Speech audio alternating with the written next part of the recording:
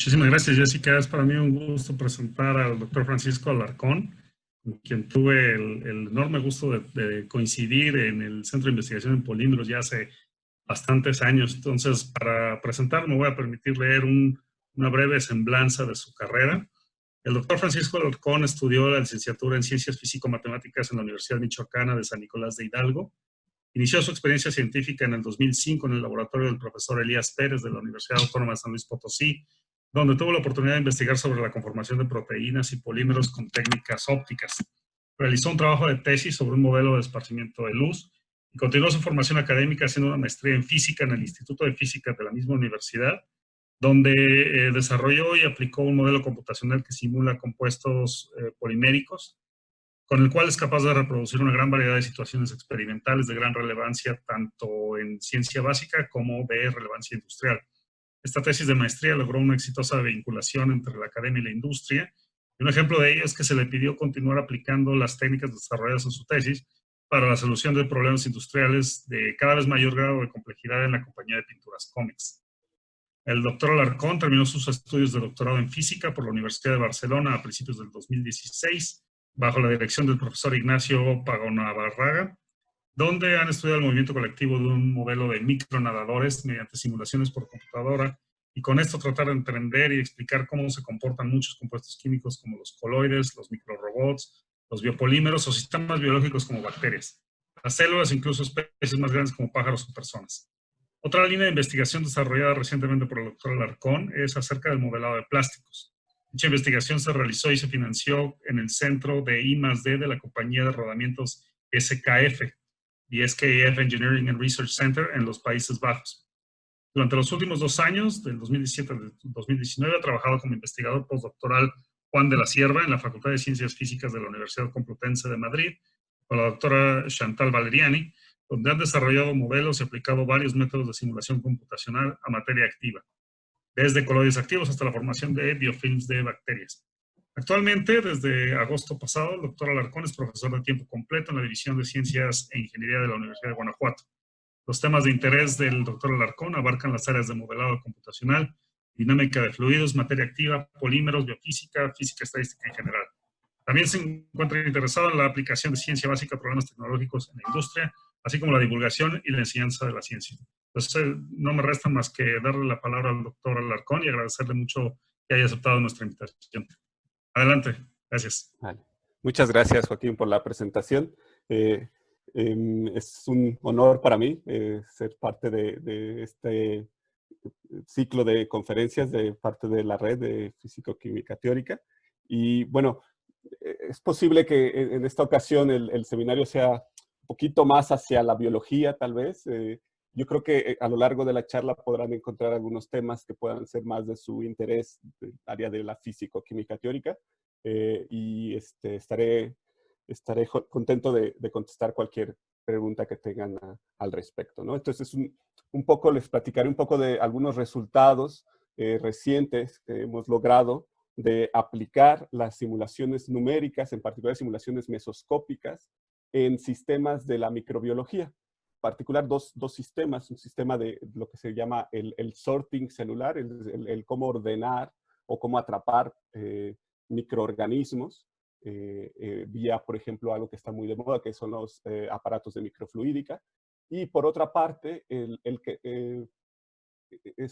surge, digamos, la aplicación de las simulaciones numéricas a un problema que tiene que ver con las biopelículas.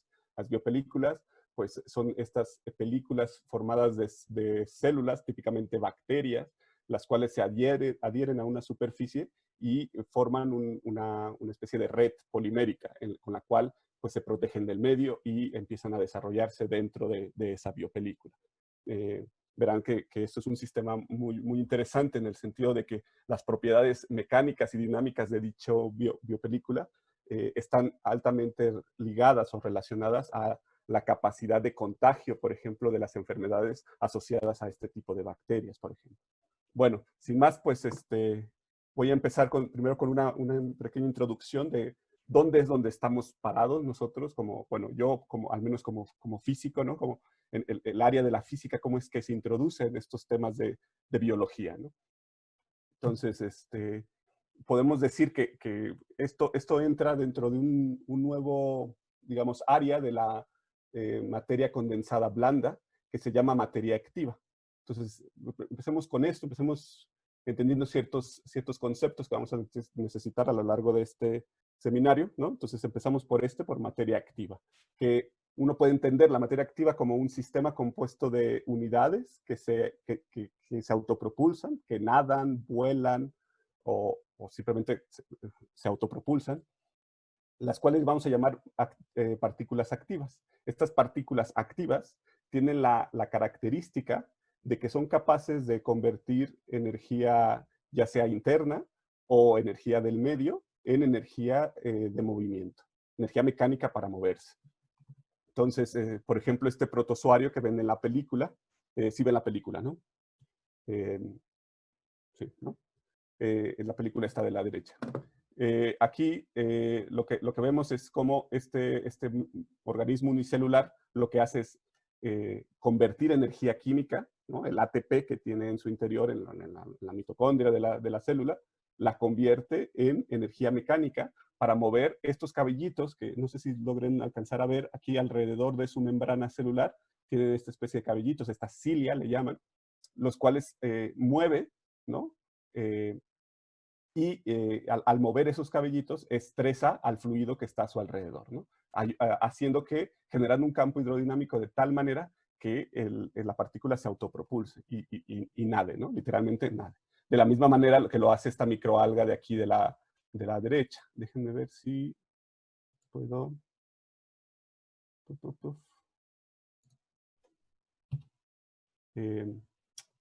Ups. Hola, ya no ven mi pantalla, ¿verdad?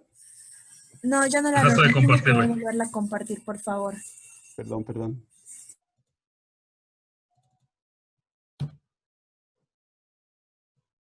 Ahí la ven, ¿no? Listo, sí. Quería poner como el spotlight. Aquí está. Mil disculpas. Entonces, ¿en qué estaba? Entonces, así como este organismo quema ATP para moverse de energía interna, también por ejemplo, esta microalga, pues hace exactamente lo mismo, pero para mover estos flagelos que tiene en la parte, digamos, delantera de su cuerpo, ¿no? Entonces, lo que hace es tirar del fluido para Paco, moverse. ¿Sí? estamos viendo solamente tu diapositiva inicial. Uy, disculpa. Presenting. Share. Ahí sí, ¿no? Ahora sí, gracias. Spotlight, tac, tac. Bien, entonces esta es la microalga de la que les hablaba. También, otra cosa interesante, y yo creo que aquí puede haber en la audiencia gente que esté interesada al respecto, hay otro tipo de partículas activas, como esta de aquí, de la derecha abajo, que lo que tenemos es una partícula coloidal, típicamente hecha de poliestireno, ¿no? Hay partículas de poliestireno, partículas de oro, que tienen, en general tienen un recubrimiento de platino. Este platino, en presencia de agua oxigenada, pues, hace una reacción catalizadora que genera oxígeno, es decir, un gas que estresa al fluido a su alrededor, formando un campo de tal manera, un campo hidrodinámico de tal manera que hace que la partícula coloidal se autopropulse, muy similar a como lo hace un microorganismo nadador. Entonces, viendo estos dos campos, digamos, esta área de la materia activa se ha dividido en dos áreas, ¿no? La materia activa viviente, ¿no? O biológica, y la materia activa artificial o sintética, ¿no? Donde pues es claro cuál es la diferencia, ¿no? Una de las características más interesantes de este tipo de sistemas es que cuando tienes muchas partículas activas juntas, forman patrones muy bonitos y muy interesantes, ¿no? Como lo que observamos, por ejemplo, en algunas ciudades o en el campo, cuando vemos una parvada de pájaros, ¿no? Forman estos patrones tan curiosos. Lo mismo para las partículas activas artificiales, donde si uno piensa una partícula activa como un dron, ¿no? Uno puede tener varios drones y hacer una tarea, ¿no? Por ejemplo, estos drones que se coordinan para apagar un incendio, ¿no? Entonces, sí, la aplicabilidad es clara, ¿no? La aplicabilidad de este tipo de sistemas. Y además porque se encuentra en varias escalas, ¿no? Puedes tener también partículas magnéticas del tamaño de una micra, las cuales se autoensamblan y forman estos anillos que ustedes ven aquí. Estos anillos se autoensamblan y ustedes pueden manipularlos mediante campos magnéticos y entonces obtener lo que sería una especie de robot, ¿no? Un robot que va limpiando el sistema, ¿no? En este caso, digamos, este fluido de partículas que sean contaminantes, por ejemplo. Entonces, esto se puede entender como partículas activas, ¿no?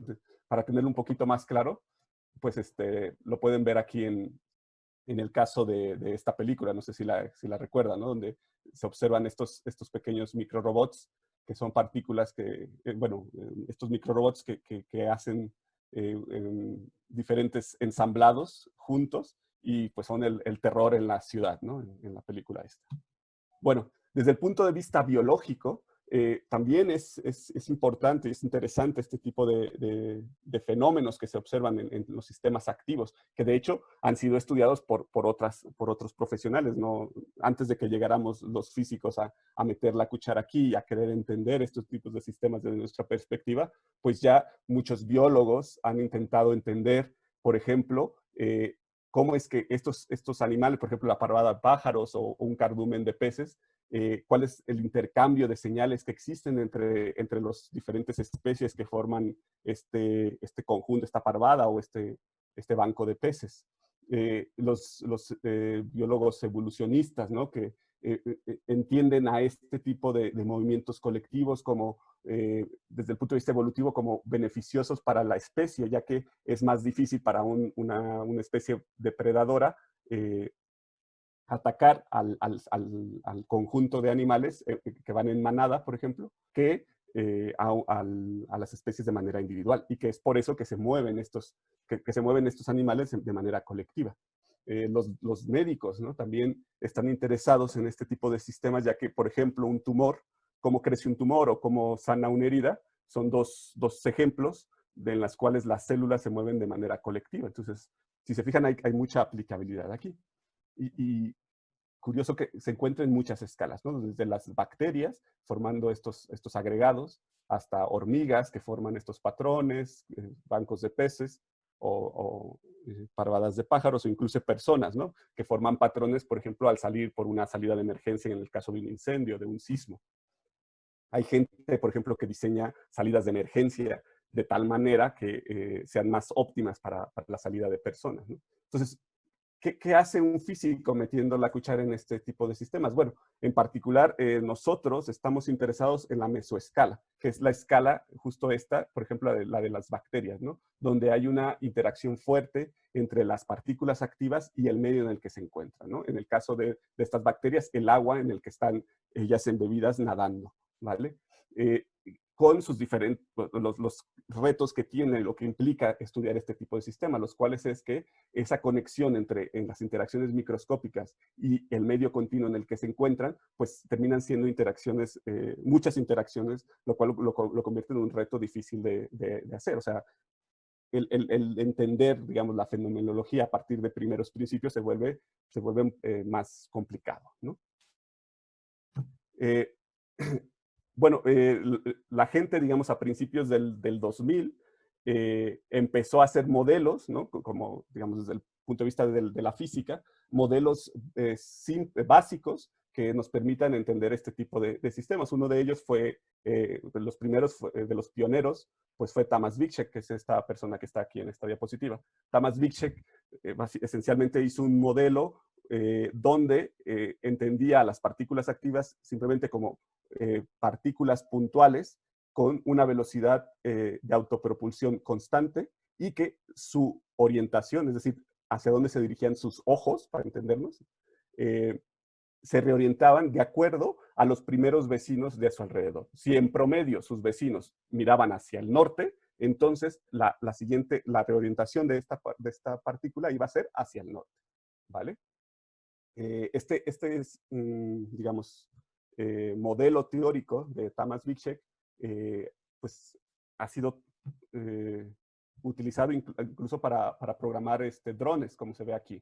estos drones, que cuando tienes varios drones juntos, pues puedes realizar una tarea en conjunto, como los videos que les pasé anteriormente, ¿vale? Entonces, es un modelo muy simple, ¿no? Entonces, imagínense el caso esto de los pájaros, ¿no? Entonces, supongamos al pájaro esférico, ¿no? Entonces, lo que tenemos es que en vez de tener este pajarito, tenemos un punto con una dirección, fija para cada pajarito, ¿vale? Y la dirección de este pajarito es lo que nos va a determinar la dinámica con la cual se va a mover este pajarito, ¿vale? Y que va a estar dado esencialmente por dos términos. Este término de aquí, que tiene que ver con el promedio de las direcciones de los pájaros vecinos, y este término de aquí, que esencialmente es un término de ruido, ¿no? De aleatoriedad, ¿no? No sé, la gente que está, yo creo que aquí hay mucha gente que ha oído hablar, por ejemplo, del movimiento browniano, ¿no? De cómo puede uno modelar la temperatura en un sistema molecular, por ejemplo. Entonces, digamos, no es exactamente lo mismo, pero quiero que se lleven en la mente que este término es un término similar, en el sentido de que esto es un ruido blanco, ¿no? Hay gente que incluso ha investigado qué pasa en este tipo de modelo teórico si este ruido no es blanco, ¿no? Si este ruido es de color, por ejemplo. Pero esencialmente es la dinámica de cómo se mueven estos pajaritos, ¿no? Con este modelo Bischek va por estos dos términos. Un término que tiene que ver con sus vecinos y un término de ruido, ¿vale? Entonces, aquí en estos esquemas se puede ver mejor, ¿no? O sea, tú tienes a tu partícula esta naranja, uno lo que observa primero es cómo es, hacia dónde van dirigidos sus vecinos, ¿no? Determinado por un rayo de corte, y en función de eso determina la nueva dirección de la partícula que es en ese momento, la partícula I, ¿no? Digamos. Más un término de ruido que pues dependerá del sistema que queramos hacer. Dependiendo del ruido, pues tendremos un sistema más alineado como con estos agregados, o menos alineado, como el caso de este sistema B, ¿vale?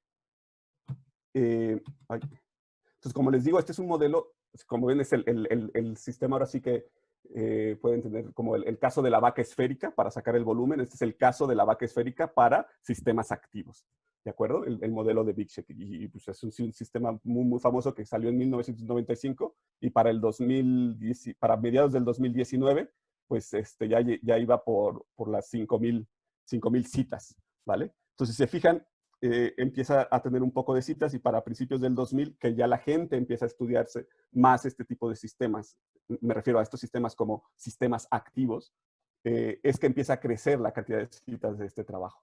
Y justo si uno mide, por ejemplo, el cambio, ¿no? La velocidad con la que lo citan en el tiempo, justamente ese cambio, el mayor cambio en la velocidad de las veces que lo citan, tiene que ver con la aparición de trabajos de materia activa utilizando cómputo de alto rendimiento, ¿vale?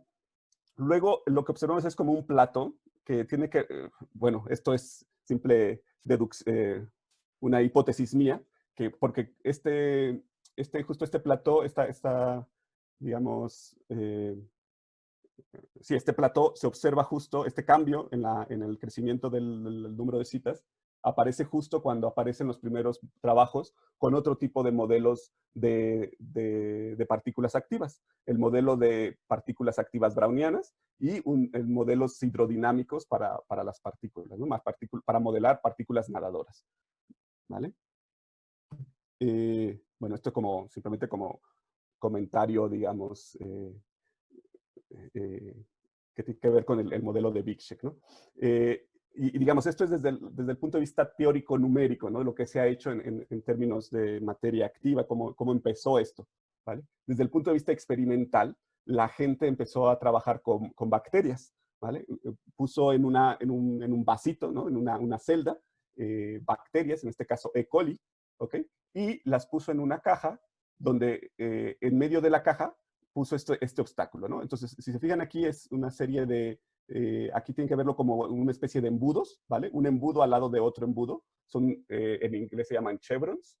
Son estos, aquí están, justo aquí están, ¿no? Son estos obstáculos que entonces dos obstáculos vecinos, pues lo que forman es una especie de embudo, ¿verdad? Una parte, digamos, ancha del embudo y la parte angosta del embudo, ¿vale? Que es esta de aquí. Un momento, spotlight, aquí. Que es esta de aquí, ¿no? Entonces, lo que observaron es que si ustedes ponen partículas activas, entiéndase, partículas E. coli, ¿no? Lo que vieron fueron dos situaciones. La primera es que las bacterias en el momento en que chocaban con los obstáculos, no chocaban como, digamos, de manera reflectiva, sino chocaban y se mantenían nadando paralelos al obstáculo, ¿vale? Entonces, son estos resultados que ven aquí, ¿vale? Esa es la primera situación que observaron. La segunda situación que observaron es que a pesar de que tenían bacterias distribuidas uniformemente en la celda, al pasar el tiempo, observaban que la mayoría de las bacterias se quedaban en el lado angosto del embudo, es decir, del lado derecho en este caso, ¿vale? Entonces, ¿qué pasaba si ponían varias celdas, una continua del otro? Es decir, en vez de poner esta pared aquí, ponen otra serie de obstáculos y así sucesivamente. Pues resulta que lo que veían es que todas las células, las bacterias que se podían nadar, se iban hasta la última celda del lado derecho. Es decir, recorrían todos los obstáculos, todos los embudos, hasta la última recámara, para entendernos. En rojo, lo que ustedes ven aquí son bacterias que no se pueden mover, ¿no? Partículas pasivas, ¿no? Es decir, digamos, bacterias que no tienen la capacidad de moverse, ¿no? Entonces, si se fijan aquí, lo que observamos es que el hecho de que sean activas hace que pierdan esta simetría en la celda y la interacción con este tipo de obstáculos hace que tengan digamos, un flujo preferencial de las partículas, mientras que si se mueven de manera aleatoria, pues eso no hace que veamos este flujo, ¿vale? Entonces, este fue el experimento, digamos, que hizo, bueno, entre otros, Bob Chaikin, muy famoso en el área de física estadística experimental, ¿no? Que trabajó con esta bacteria E. coli. Pero luego un grupo en Los Álamos, una pareja, Reichardt y Reichardt, en su grupo, hicieron las simulaciones de este tipo de sistemas. Y lo que utilizaron fue otro modelo muy parecido parecido en el sentido de igual de básico que el caso del de Vicek, solo que piensen que en el caso de Reichardt y Reichardt es un modelo que se llama Run and Tumble. Y entonces la diferencia es que el término de alinearse con sus vecinos no existe, ¿no? Son partículas que se autopropulsan a una velocidad constante y que después de determinado tiempo lo que hacen es girar de manera aleatoria y cambiar su orientación. Y así lo hacen de manera aleatoria, ¿no? Corren, tumble, corren otra vez, ¿vale? Y entonces, si tienes este tipo de partículas, resulta que este modelo es capaz de reproducir lo que observaron los experimentos, ¿vale? Entonces, aquí se muestra cómo se ve básicamente este tipo de partículas run and tumble y que reproducen lo que se vio en el experimento, ¿vale? Entonces, nuestra contribución en siguiendo esta línea de pensamiento del modelo de Vicek y el modelo de Run and Tumble, dado este experimento, fue decir, bueno, ¿qué pasa si en vez del modelo de Run and Tumble usamos el modelo de Vicek para este tipo de sistemas? Entonces, lo que hacemos es una caja de simulación con condiciones periódicas de frontera. Lo que significa es que si una partícula sale por esta parte de la caja de simulación, entra por acá, ¿no? O sea, digamos, en palabras crudas, dejémoslo así, ¿vale? Y si ponemos estos obstáculos, lo que pasa, lo que observamos es algo bien interesante. Fíjense cómo las partículas ahora, en vez de estar atrapadas en la parte, digamos, angosta de los embudos, se van al lado ancho de los embudos, ¿no? Entonces, si lo rearreglamos, digamos, los obstáculos, esencialmente lo que pasa es que se quedan atrapados de este lado, ¿no? Entonces, aquí cambiamos la línea de obstáculos para estar más cercanas entre ellos, de tal manera que se vean las partículas más atrapadas entre ellas. La diferencia entre la película que están viendo de la izquierda y la derecha es la forma en cómo medimos a nuestros vecinos. La parte de la izquierda se dice que son partículas de Vicek, que son métricas, es decir, uno mide sus vecinos como la figura que les mostré con un circulito, ¿no? O sea, de manera radial, ¿no? Los que estén a una distancia menor a R, ¿no? Se van a alinear en promedio a las partículas que estén en ese radio. Mientras que en el lado derecho es lo que se llama partículas de Vicek topológicas. En vez de hacer estos radios en el centro de cada partícula, lo que se toma es una teselación de Voronoi para cada una de las partículas y se alinean, es decir, se saca el promedio sobre sus vecinos de Voronoi de cada partícula. Entonces, esa es la diferencia entre una y otra peli, ¿vale? Entonces, haciendo este estudio sistemático que realmente fue muy muy, muy largo de Raúl Martínez, es decir, largo en el sentido de que hicimos un estudio sistemático en qué pasa si cambiamos el ancho de los obstáculos, qué pasa si cambiamos el largo de los chevrons. Diseñamos también un sistema donde una pared de obstáculos tiene un ancho menor que la otra pared. Entonces, lo que se descubrió es de que las partículas generan no solo un flujo en la parte atrapada de las partículas, sino viajan entre un par de obstáculos hacia otro, ¿no? Generando un flujo perpendicular de atrapamiento, ¿vale? Entonces, todo este estudio sistemático terminó en este artículo, este Soft Matter, que nos hicieron también portada de este número. Y esta es la fotito que se hizo Raúl Martínez, ¿vale? Para este artículo. Entonces, otra cosa que también trabajamos en este trabajo es qué pasa ahora si cambiamos la geometría de los obstáculos. ¿Qué pasa si los obstáculos ahora, en vez de estar en una línea infinita de obstáculos, lo ponemos en un circulito? Entonces, lo que vemos es que si los circulitos tienen, digamos, el lado, pensándolos como los embudos que les contaba, la parte del embudo ancha hacia adentro, entonces las partículas de Bickshe se atrapan alrededor del círculo de los obstáculos, ¿verdad? Este es el caso topológico y el de la derecha es el caso, este es el caso métrico, el de la izquierda, y el de la mano derecha es el del caso topológico, ¿vale? Entonces, una manera, digamos, de caracterizar el atrapamiento es a partir de digamos, esencialmente es el producto cruz entre la dirección de la partícula y la velocidad en la que giran las partículas. Entonces, con digamos, este parámetro de orden, intentamos caracterizar este tipo de atrapamiento. También lo que estudiamos fue qué pasa cuando tienes varios círculos, ¿no? Si existe una especie de sincronización entre los círculos, entre las partículas atrapadas en un círculo con otro. Hasta el estudio que hicimos, que logramos poner en el artículo, no encontramos que hubiera correlación entre cómo gira el círculo digamos, de esta orilla con los círculos de alrededor o los círculos más lejos. Pero esencialmente es, digamos, el estudio que hicimos en este sentido de las partículas de Bickshe con partículas atrapadas, ¿no? Entonces, digamos, conclusión de esta parte del trabajo tiene que ver con el atrapamiento de partículas tipo Bickshe, ¿vale? Que son, digamos, se dirigen por este efecto colectivo que tienen de nadar en la misma dirección, ¿vale? Más el hecho de tener esta geometría restringida por los obstáculos, ¿vale? Entonces, jugando con esos parámetros, uno puede tener diferentes formas de atrapar y de ordenar partículas, ¿vale? Vimos que este efecto no depende de la definición de los vecinos, ya que tanto para el métrico como el topológico vimos este efecto de atrapamiento, ¿vale? Una cosa interesante de decir, que no lo he dicho, es, si se fijan, es un modelo muy, muy simple, que es, digamos, el modelo simple para entender la interacción hidrodinámica de las partículas. Porque en esencia, si uno piensa en estas partículas embebidas en un fluido, lo que hacen al estar en un fluido, al nadar por un fluido, va a sentir cómo el fluido que es estresado por sus vecinos interacciona con la partícula que estoy midiendo, ¿no? Entonces, esencialmente lo que va a hacer estas olas generadas por las partículas vecinas es a la partícula reorientarla, ¿verdad? Entonces, lo que viene a decir el modelo de Bickshe es que esa reorientación es de cierto tipo, ¿no? Entonces, es digamos, un modelo cero para las interacciones hidrodinámicas, ¿vale?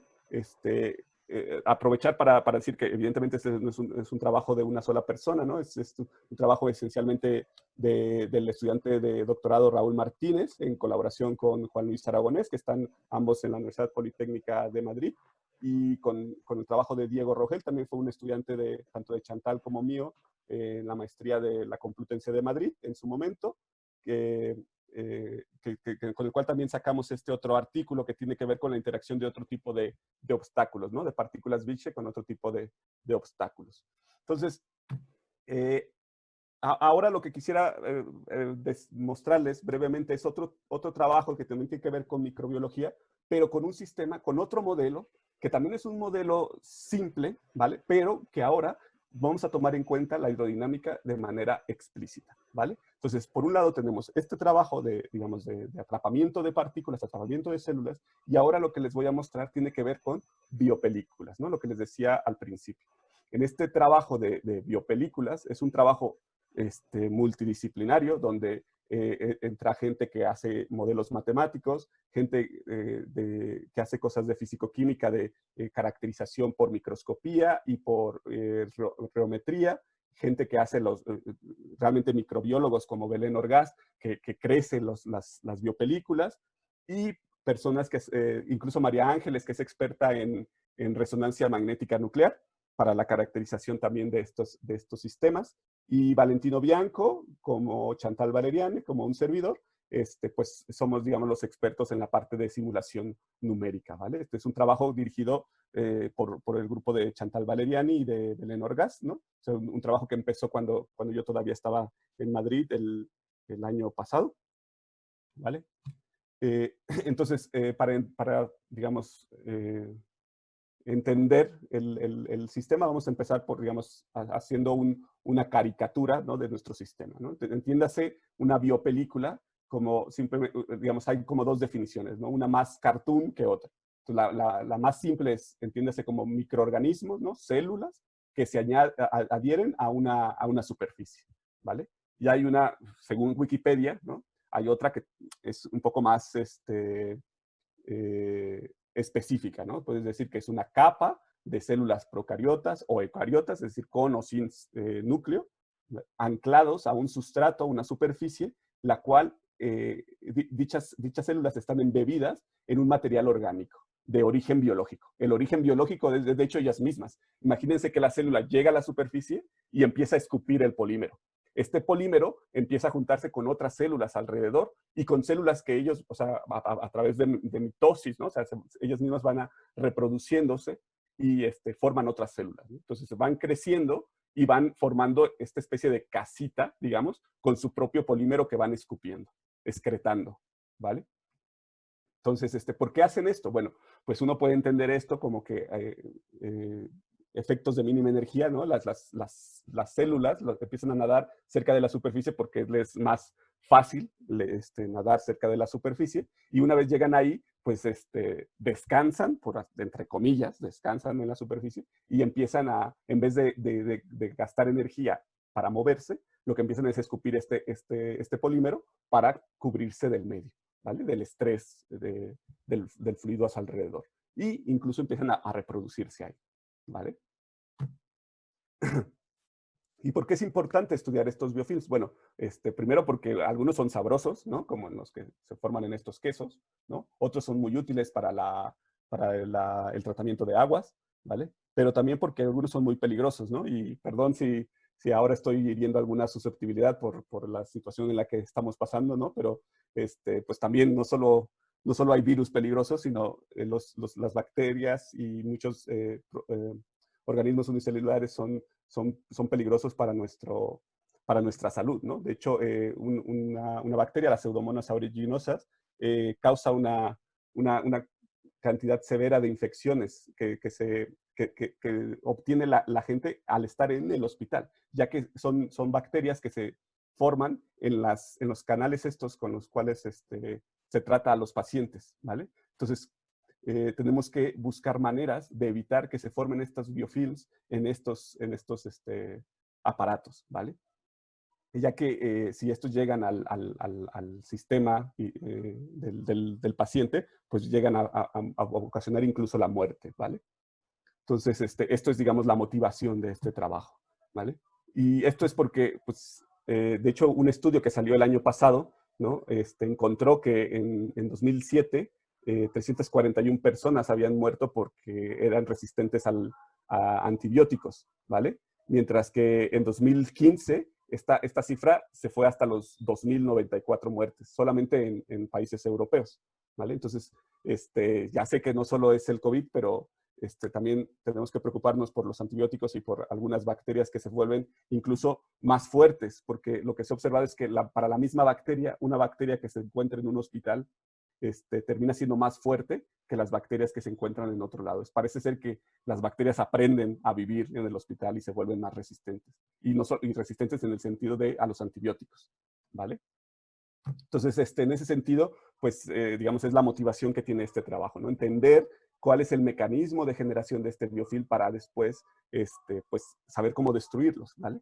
O evitar la formación de ellos, ¿vale? Aquí lo que mostramos es el desarrollo de un biofilm, ¿no? Entonces, lo que les decía, llegan las bacterias a la superficie, están muy a gustito, y empiezan a generar esta matriz polimérica y empiezan también a crecer, ¿no? Entonces, empiezan a crecer no solo en 2D, sino en 3D. Y así hasta que el biofilm madura y, pues, esencialmente se les acaba el alimento y las bacterias nuevas, las bacterias hijas, pues salen al bulto para volver a buscar otras superficies donde se vuelvan a regenerar, ¿vale? Entonces se ha visto que, no sé si ya lo dije, ¿no? Las bacterias que son, digamos, nacidas en biofilms son más resistentes que las que pudieran nacer en esta etapa de cuando están nadando en el bulto. Entonces evitar la creación de biofilms es importante, ¿vale? Entonces estudiamos dos fases de este biofilm. El primero es crecimiento y las propiedades mecánicas en esta fase de maduración del biofilm, ¿vale? Para esto, el experimento son estos cupones que lo que hacemos es agitarlos en un medio donde hay bacterias. Estas bacterias se adhieren a la superficie y forman este biofilm que está aquí, ¿no? Entonces, imagínense que es una especie como de moco adherido a la superficie. Y lo que nos preguntamos es, ¿qué pasa si estos cupones se están moviendo y cuando están fijos, ¿no? ¿Cuál es la diferencia de los biofilms que se forman cuando esto está fijo a cuando está agitándose, ¿no? Entonces, esta es la pinta que tienen diferentes biofilms con diferente comida. Esto es diferente comida a diferentes horas, ¿no? 24, 48, etcétera, horas, ¿vale? Esto es una comida muy buena, esto es una comida no tan buena. Hacia arriba, comida no tan buena, hacia abajo, comida más, que les gusta más, ¿vale? Este es el caso estático, es decir, los cupones no se mueven. Y este es el caso con shaky, ¿no? Que los cupones se están moviendo. Entonces parece ser que cuando los cupones se están moviendo, el estrés, digamos, el estrés hidrodinámico hace que las bacterias se peguen aún más al cupón, ¿vale? Haciendo, bueno, si uno lo ve por microscopía, esto es como se ven las bacterias ahí en el cupón, ¿vale? Uno es capaz de, bueno, la gente ahí de microscopía es muy buena y es capaz de distinguir entre células y la matriz polimérica. Entonces podemos saber la cantidad tanto de células como de matriz polimérica. Y lo que observamos, bueno, esto es el crecimiento, ¿no? Primero, lo que les decía, ¿no? El caso shaking tiene mayor grado de recubrimiento de bacterias que el caso no shaking. Y por otro lado, podemos distinguir, ¿no? De esta cantidad de biofilm, cuánto es células y cuánto es matriz celular, ¿vale? Entonces lo que vemos es que el caso estático tiene menos matriz celular que células, mientras que el shaking, como que el hecho de que esté agitándose el medio, hace que las células se reproduzcan menos, pero entonces escupen más polímero, ¿vale? Para entender esto desde el punto de vista matemático, lo que Luis Diniz desarrolló fue un modelo logístico, así como del que ahora estamos muy aware of that, muy atentos al respecto, ¿no? Porque son modelos similares a los que se utilizan para estudiar la mortalidad y la tasa de infección del COVID, ¿no? Entonces, lo que encontró fue lo siguiente, ¿no? Entonces, vio que existía este crecimiento inicial del biofilm y que luego había un decrecimiento, ¿no? Aparte el plató, pero luego un decrecimiento debido a que hay un detachment de biofilm en el cupón después de ciertas horas, ¿vale? Nosotros lo que desarrollamos es este tipo de modelar, este tipo de crecimiento en 2D a partir de un método de simulación de dinámica. Bueno, primero, solamente es crecimiento, ¿no? Yo entiendo a la bacteria como una cadena de 7 monómeros, los cuales empiezan a crecer en el tiempo, y cuando la cadena crece el doble de su longitud inicial, entonces lo divido y son 2 bacterias, ¿vale? Con ese protocolo de crecimiento de bacterias, vemos que tiene una velocidad de crecimiento el biofilm, ¿vale? Si nosotros además añadimos una dinámica browniana a ese sistema, lo que observamos es esto, ¿no? O sea, que el biofilm ya se conforma de otra manera, tiene cierto ordenamiento, ¿no? Y además añadimos lo que vendría siendo estas bolitas verdes, que son esencialmente el polímero que es escupido por las bacterias, ¿vale? Lo que también desarrollamos fue, ¿qué pasa si estas bacterias, digamos, de cara a hacer un modelo más eficiente, ¿no? Ese polímero, ¿no?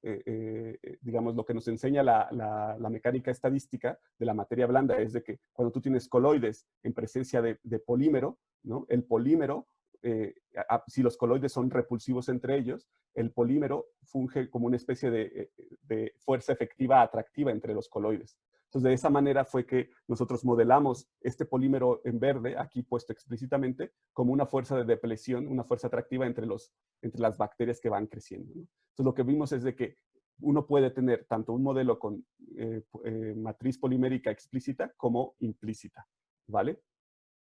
Entonces, lo que vimos es que también tiene un cierto crecimiento, ¿no? Que se acopla, digamos, a lo que uno puede ver experimentalmente, ¿no? Como se ve aquí. Esto es muy similar a lo que uno ve en el experimental, ¿vale?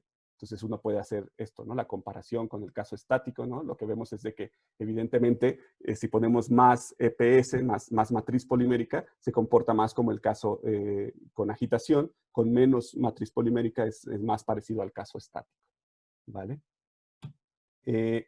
Bueno, si se fijan, esencialmente lo que estamos haciendo es como una analogía entre los sistemas físicos que ya conocemos con los casos biológicos que les estoy presentando. Entonces, de la misma manera, este biocapa se puede ver como un sistema coloidal con polímeros formando una matriz polimérica alrededor de estos coloides. Entonces, siguiendo esta analogía, uno, por ejemplo, conoce muy bien cómo se comportan estos coloides en una matriz polimérica, conoce sus propiedades mecánicas, la respuesta mecánica que tiene ante ciertos estreses, ¿no? Es decir, si ustedes meten un sistema coloidal polimérico en un reómetro, uno sabe exactamente qué viscosidad va a tener, ¿vale? De la misma manera, uno puede hacer la analogía con, en vez de coloides, pues tenemos células, y en vez de el polímero entrecruzado formando la red polimérica, pues tenemos polisacáridos escupidos por las bacterias formando la misma red polimérica, ¿vale? Y eso sí, muchísima agua.